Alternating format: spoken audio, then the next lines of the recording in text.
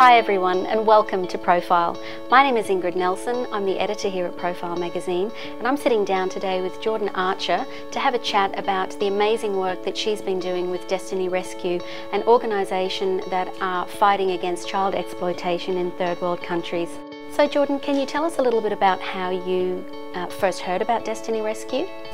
Yeah, so I first heard about the organisation when I was just 16, in grade 11 in high school, and I was talking to one of my friends whose father was a firefighter back here in Australia, but on his holidays he would go abroad and he would risk his life to identify and rescue young children who were caught into human trafficking, and in particular go into brothels and red light districts and actually get some of these girls out of these places.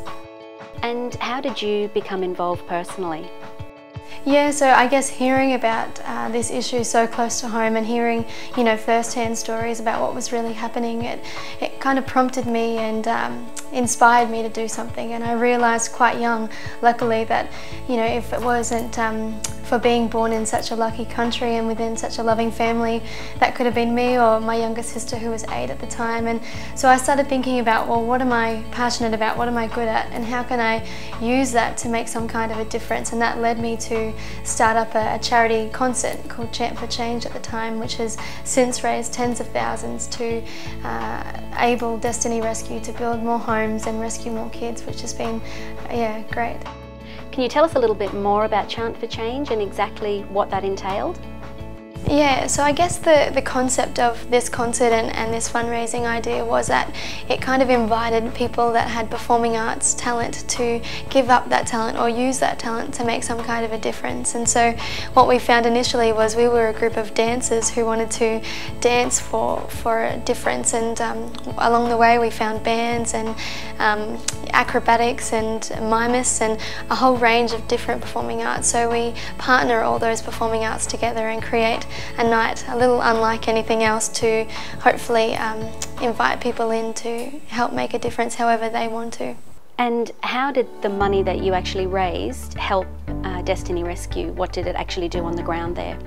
Each year that we've done the event, we've kind of targeted different projects. Initially, our first project was purchasing a pair of shoes for these kids for the very first time. So that was a really heartwarming moment, realising that some of these kids were as old as 15, 16, and for once they were getting their first pair of shoes. So as a 16-year-old being able to do that, it was incredible, and it's gone on. So when we've been able to raise considerably a larger amount of money, we've been able to help build a rescue home in Bangkok with Destiny Rescue as well. So that was an incredible moment, going from 16-year-olds to being able to raise enough money to help them build their first home in Thailand. And I believe you spent some time living in Cambodia. Can you tell us a little bit about that experience?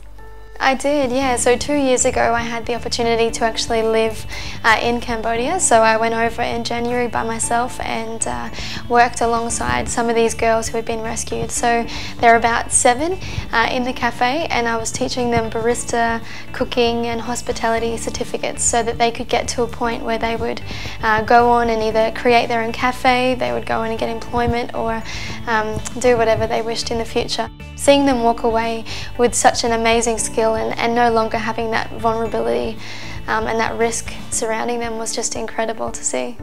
And how has being involved with Destiny Rescue changed your life, Jordyn? I mean, from 16 it's kind of been something that I've always thought about, and having the opportunity to go to these third world countries, it just really brings it home that every day, you can do something to make a difference. So I think it's made me appreciate so much what I have and give to others whenever I can. It's just, we live in an unfair world, but I think if everyone did a little bit, it ends up being a lot in the end. Jordyn, I'm not surprised to hear that you were named Young Queenslander of the Year in 2014. That must have been quite an experience. How did that feel? I couldn't have imagined, being the Young Queensland Australian of the Year, but it's just been an amazing opportunity to open doors that wouldn't have been able to be opened before, and speak to some very influential people about the cause and getting them passionate about what we do as well. Thank you, Jordyn. We're delighted to have you on our March cover. You can read all about Jordyn's story in this month's issue. It's definitely one not to miss.